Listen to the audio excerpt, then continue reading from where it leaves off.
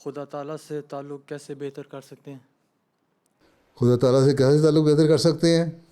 ابھی میں نے پہلے جو بتایا تھا دعا کی قبولیت کے لیے، وہی طریقہ خدا تعالیٰ سے تعلق بہتر کرنے کا ہے.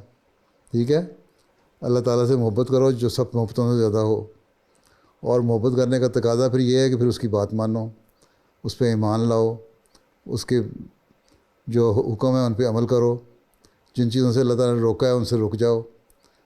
تو پھر اللہ تعالیٰ سے تعلق پیدا. یہ دوستی کا معاملہ ہے. اور کسی دوست سے دوستی کرنی ہو تو کس طرح تعلقات بہتر کرتے ہیں آپ دوست سے؟ تبھی کرتے ہیں نا کہ دوست کی بات مانتے ہیں، دوست کی کبھی وہ آپ کی مانتا ہے، کبھی آپ اس کی مانتے ہیں، اس کا خیال رکھتے ہیں، اس کے جذبات کا خیال رکھتے ہیں. اللہ تعالیٰ کے تو جذبات نہیں انسانوں والے، لیکن اللہ تعالیٰ کے حکم جو ہیں ان پہ عمل کرنا ہی اصل چیز ہے جو اللہ تعالیٰ سے کی محبت انسان اپنے بندے کے لیے بھی پیدا کرتا ہے. اللہ تعالیٰ کہتا ہے میرے اس پہ ایمان لاؤ،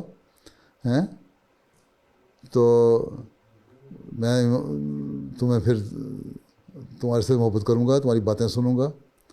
تو یہ تو محبت دو طرفہ ہے. آپ کو اللہ تعالیٰ سے کی باتیں مانیں گے تو پھر اللہ تعالیٰ بھی محبت کرے گا، اور جب اللہ تعالیٰ محبت کرے گا تو پھر اس کے بعد آپ کی محبت اور اللہ تعالیٰ سے بڑھ جائے گی.